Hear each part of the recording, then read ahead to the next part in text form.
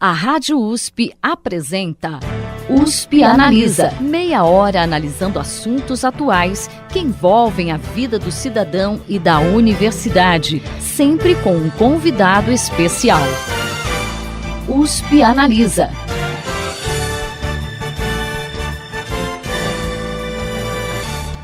A palavra austeridade nunca foi tão repetida pelos novos prefeitos, que assumiram seus cargos no dia 1º de janeiro, quase um mantra. Mais do que marketing, esses prefeitos vão ter que adotar mesmo a austeridade, porque a crise das contas públicas é muito grave. Alguns fatores contribuem para isso.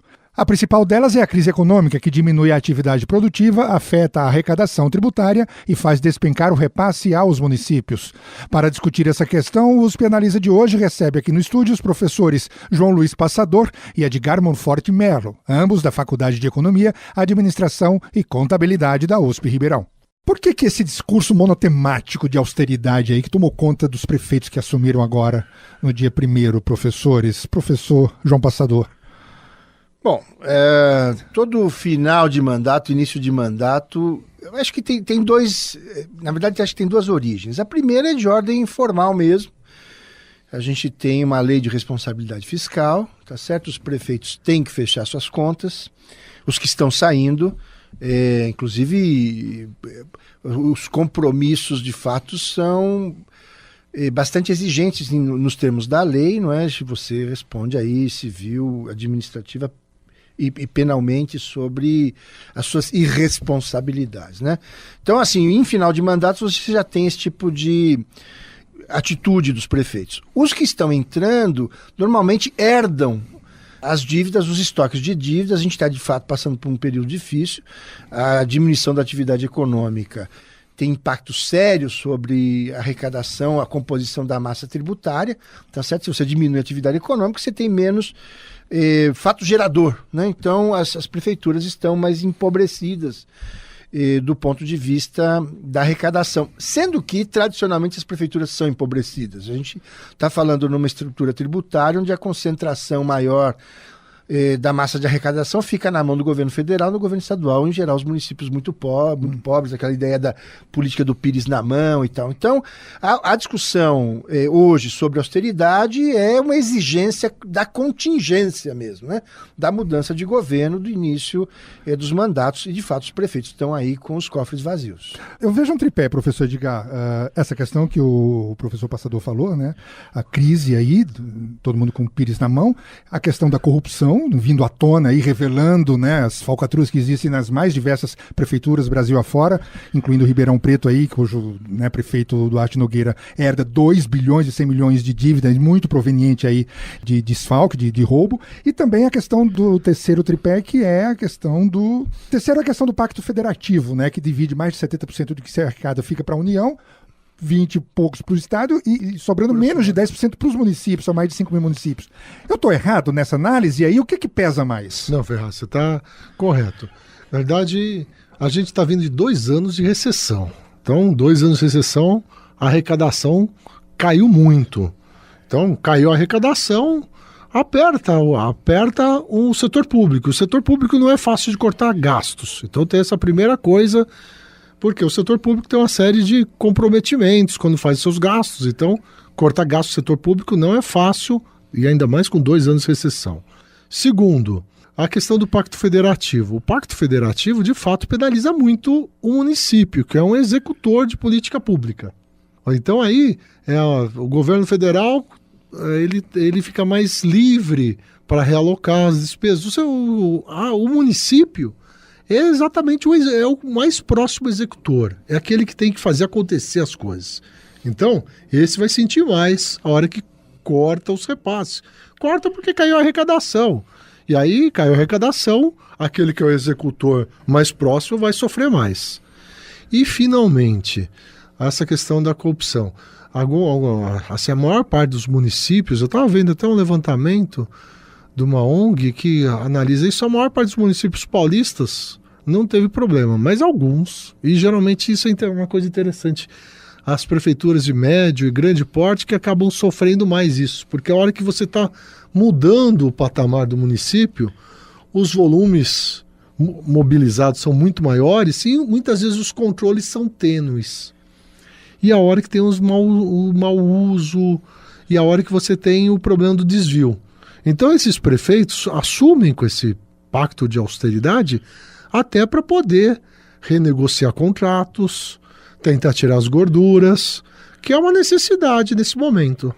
Quer dizer, aqui em Ribeirão Preto, por exemplo, o prefeito baixou 25 decretos no primeiro dia em que assumiu, 25 decretos aí para otimizar os gastos, e muitos desses decretos suspendem pagamentos de dívidas passadas para renegociação. Quer dizer, é uma tentativa, digamos assim, de você tocar o barco da melhor maneira possível, né? Se é que é possível tocar esse barco desse jeito.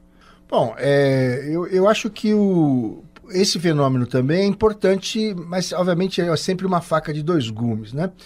Eu acho que tem que prevalecer o interesse público, né? A gente tem que recuperar no país essa perspectiva de que o gestor, ainda que em nível local, tem um compromisso com o público, né?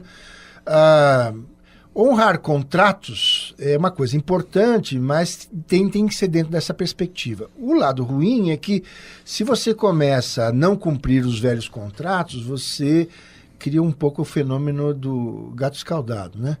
Então, assim, os fornecedores das prefeituras começam gera a tal da insegurança jurídica. Né? Exato, eles começam a ficar muito relutantes em fornecer, e quando topam fornecer, em geral, colocam sobrepreços, porque, obviamente, há uma taxa de risco, né, do não cumprimento dos contratos, ou do não pagamento, do não recebimento pelo serviço ou pelos produtos fornecidos.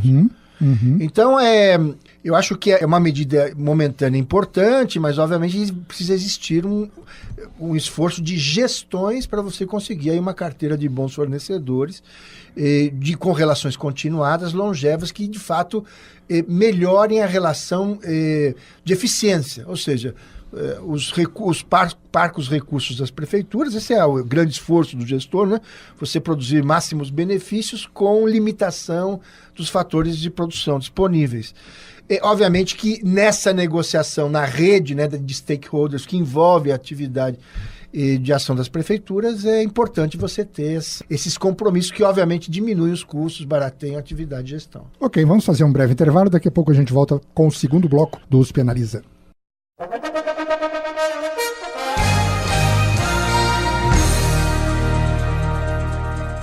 USP Analisa volta já.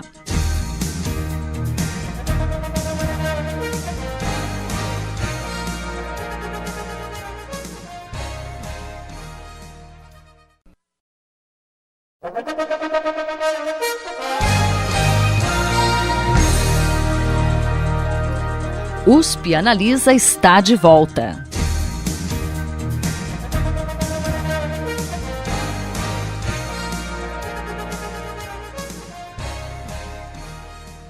Estamos de volta para o segundo bloco do USP Analisa. Há quem fale que toda crise gera oportunidades, coisas boas, traz algo de positivo. Dá para se falar nisso nesse momento, professor Edgar? Sem dúvida, Ferraz. Eu acho que nós temos, todo momento de crise não é um momento fácil.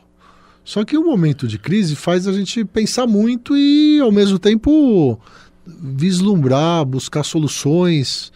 E a sociedade, de certo modo, hoje está muito mais consciente que tem que acompanhar, que tem que participar. E eu acho interessante não só a sociedade.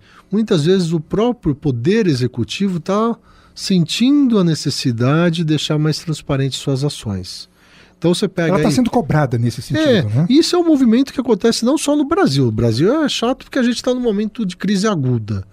Mas se você pegar aí outros países, tipo a Austrália, por exemplo, eles discutem as prioridades de gasto com a população via redes sociais. Então, eu acho que a gente tem que caminhar para aumentar essa interação do poder executivo com o cidadão. Isso também é interessante, que acaba tendo um efeito secundário, que é a população começar a usar as redes sociais para estar acompanhando o desempenho dos vereadores, o mau uso dos recursos públicos, para difundir. Não é à toa que hoje você vê aí uma série de deputados que não tem uma atuação muito exemplar, querendo coibir a discussão nas redes sociais. As redes sociais esse movimento de redes sociais é um movimento muito interessante, porque aumenta a participação e aumenta a interação quase em tempo real. Isso coloca uma pressão sobre o governante que não existia antes. Você concorda, professor? Eu concordo. Eu acho que o Brasil vive um pouco as dores do avanço da cultura democrática, né? Você não constrói cultura democrática do dia para a noite, obviamente é um processo histórico e também não é um processo tranquilo. Mas eu acho que é um momento que a gente pode aproveitar. Eu, há pouco tempo, encontrei casualmente num congresso um professor que trabalha eventualmente aqui com a nossa fundação, que é o Otaviano Canuto, e ele está no Banco Mundial. E eu perguntei para ele como é que está essa repercussão dos eventos brasileiros no Brasil lá nos Estados Unidos, e especialmente ele mora em Washington, né? Que acho que não existe capital mais cosmopolita, né, do que...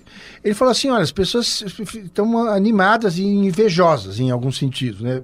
Ele falou assim, eu tenho um amigo mexicano, falou assim, quem me dera acontecesse coisa semelhante no México, ou seja, que as coisas viessem à tona, né? Então, toda essa tradição de corrupção, de redes de interesse, de expropriação do erário público, que isso viesse à tona, que os culpados fossem julgados, fossem condenados. Então, assim, é um momento duro, difícil, né? As pessoas estão um pouco perplexas, de fato, ninguém sabe exatamente como é que a gente chegou e quais são as saídas visíveis, né, para a crise política em especial. A gente está com um problema sério, acho que a gente está com um governo questionado do ponto de vista da sua legitimidade, acho que de maneira muito justa e legítima. Uhum. Mas, de todo modo, é um processo interessante de recomposição institucional e nesse sentido, quer dizer, você aumentar parcelas de participação da população. O Edgar falou uma coisa importante, mas, de todo modo, no Brasil a gente tem muita vinculação de rubricas orçamentárias, né? Sobra muito pouco para a população decidir, em geral, 6%.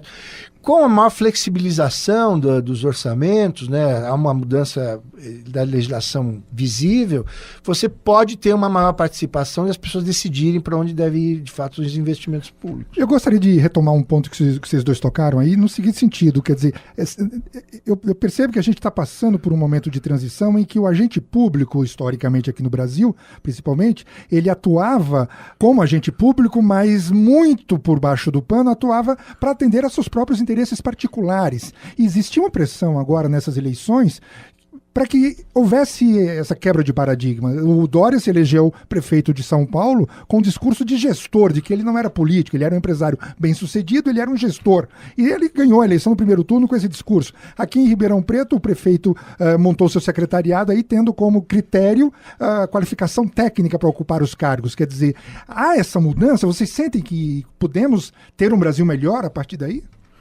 Olha, eu acho o seguinte, esse é um movimento aqui no Brasil, a crise complica porque no fundo, digamos assim, sobredimensiona essa pressão, porque na crise as pressões se aumentam muito, a sociedade fica muito agudizada e começa a cobrar do ente público, assim, com uma grande mudança. Agora, se você pegar esse movimento, essa pressão por gestão pública, é uma coisa mundial. Você pega o Trump, vou gerir de outra forma, usa o tweet lá para se comunicar, fez até pressão recentemente aí para não aprovar, para não desmontar uma comissão de controle de corrupção dos Estados Unidos. Você vê como algumas coisas que a gente acha que está acontecendo só no Brasil são movimentos mundiais. Essa questão do comprometimento do uso dos recursos públicos é uma coisa mundial. E olha, aqui a gente também tem os desvios, mas os Estados Unidos também tem. Lá tem os lobbies organizados. O lobby lá é legalizado. É legalizado, né? Exatamente. Aqui não é Talvez legalizado. Talvez se aqui fosse legalizado, então, tivéssemos outro cenário. São construções institucionais. Mas essa questão das pressões acontece no mundo inteiro. Como o João colocou, no México, então, eu também conversei com alguns professores, o próprio Financial Times falou, olha, o México ia bem, mas a parte de corrupção ia muitas vezes maior, é muito maior. Dinâmica e interfere muito na gestão pública mexicana. Então, essa questão está começando a vir à tona, eu acho que talvez pela maior transparência, pela maior capacidade de comunicação que as pessoas estão tendo. Hoje, esse fenômeno das novas mídias é um fenômeno muito interessante que está acontecendo no mundo inteiro. Hoje você participa do que está acontecendo no mundo, opina, recebe informações das grandes mídias internacionais. É uma mudança que está gerando essa tensão. E agora está na hora do Estado, o setor público, reagir a isso. Nós estamos reagindo num dos piores momentos, que é na crise. A crise faz você reagir e resolver problema. Isso que é o triste. Mas também estamos reagindo, né? Ok, vamos fazer um pequeno intervalo. Daqui a pouco a gente volta para o terceiro e último bloco do USP Analisa.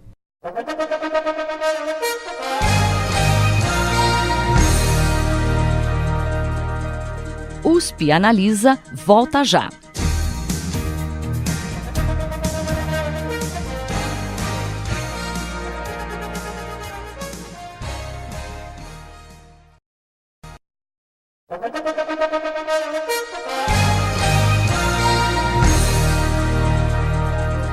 USP Analisa está de volta.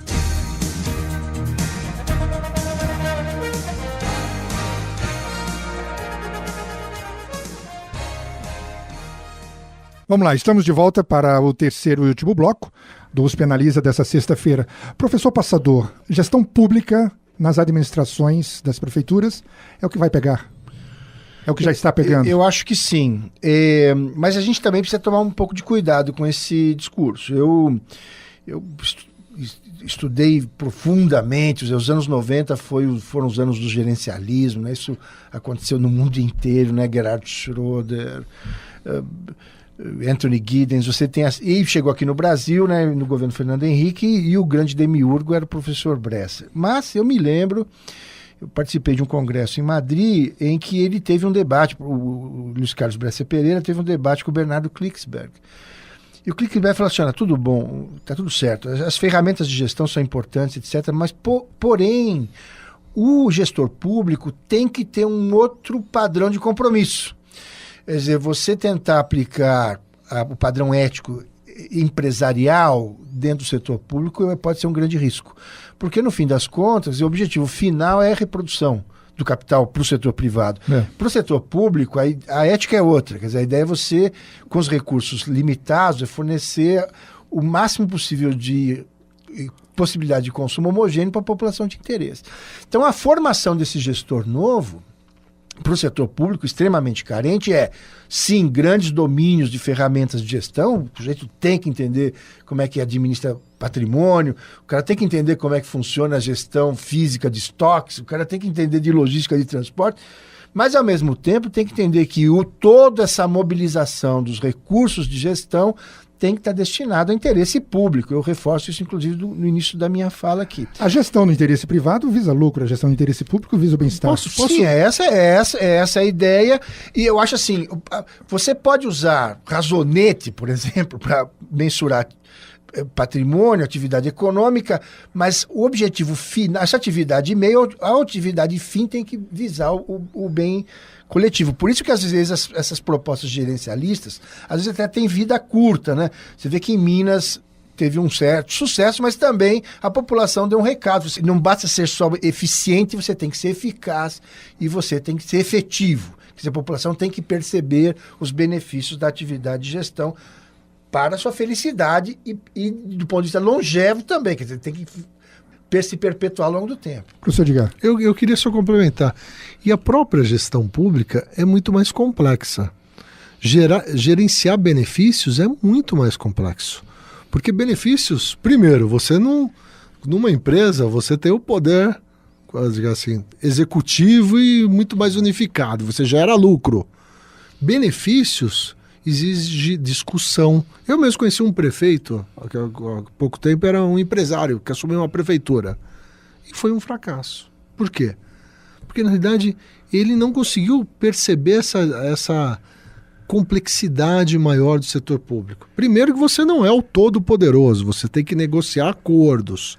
Segundo, você depende do legislativo. Não adianta você ter um executivo bom, com o legislativo com problemas. Você tem que aprovar suas leis. Então, essa questão da gestão pública é muito mais complexa. Claro que a pressão pelo gerencialismo, pela transparência, pelo acompanhamento, pelo combate à corrupção são, assim, avanços. Mas a gestão pública, a gestão da coisa pública é muito mais complexa, porque você envolve atores que têm que ser coordenados. Que muitas vezes na empresa não é tão complexo assim. É mais vertical na empresa, né? Com certeza, você tem que gerar lucro e pronto. Acabou. E você vai buscar eficiência. E se aquela peça que está ali não tá contribuindo para esse lucro surgir, ela é substituída. É. Diferente, né? E na verdade, no setor público, você tem eficácia, você tem atendimento a grupos, você tem funções sociais do Estado.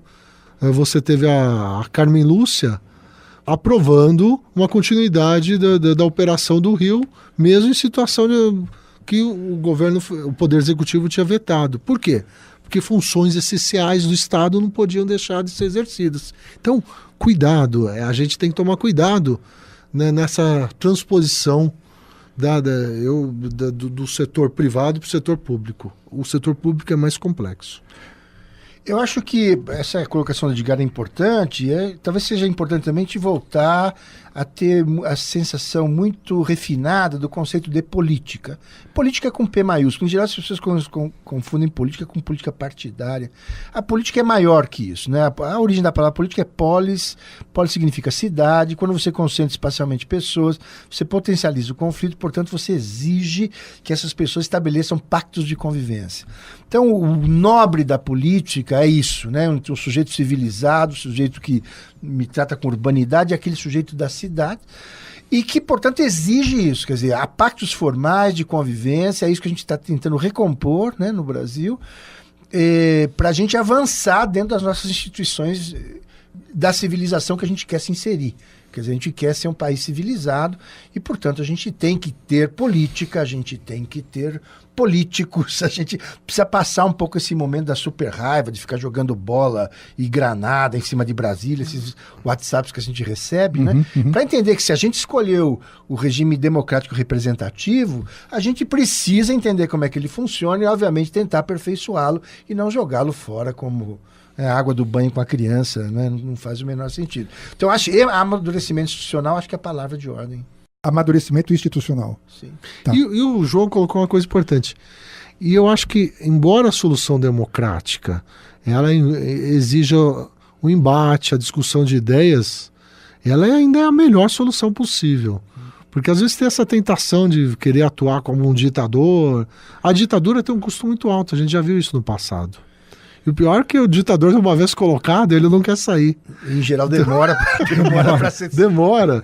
Então a gente tem que lembrar disso. A gente como sociedade democrática, a gente está evoluindo nesse sentido. A gente vai ter que acertar as nossas diferenças, os partidos vão ter que se recompor e a população tem que acompanhar para melhorar a qualidade da classe política. Porque não adianta só o executivo. O legislativo também tem que estar envolvido nesse processo. Sem dúvida. Fala-se muito, tem um ditado que diz que quem não aprende pelo amor, aprende pela dor. Eu acho que é o nosso caso aqui, né? Então, eu acho que a gente tem um problema sério hoje, que é o problema de corrupção. Porém, eu acho que um problema que o Brasil precisa enfrentar, e sempre precisou enfrentar, tinha começado a enfrentar, agora deu uma parada, é o problema da desigualdade. A gente só consegue uma população, por exemplo, apta a controlar os seus políticos, a ter mais noção clara do que são os programas dos partidos, etc., se ela tem melhor formação, se ela tem melhor saúde, se ela tem trabalho, se ela tem habitação. São essas coisas que o Brasil precisa resolver, essa sua dívida social imensa e histórica. E eu acho que é uma das bases para a gente ter uma democracia sólida e madura, sem dúvida. Quero agradecer a participação aqui no programa USP Analisa de hoje dos professores Edgar Monforte Merlo e o professor João Luiz Passador, da FEA, Faculdade de Economia, Administração e Contabilidade, aqui da USP de Ribeirão Preto. Obrigado, uma boa sexta-feira a todos e até o próximo programa. Você ouviu USP Analisa, um programa da Rádio USP Ribeirão em parceria com o IEA, Instituto de Estudos Avançados, Polo Ribeirão Preto. Apresentação, Ferraz Júnior. Produção do Serviço de Comunicação Social da USP e do IEA.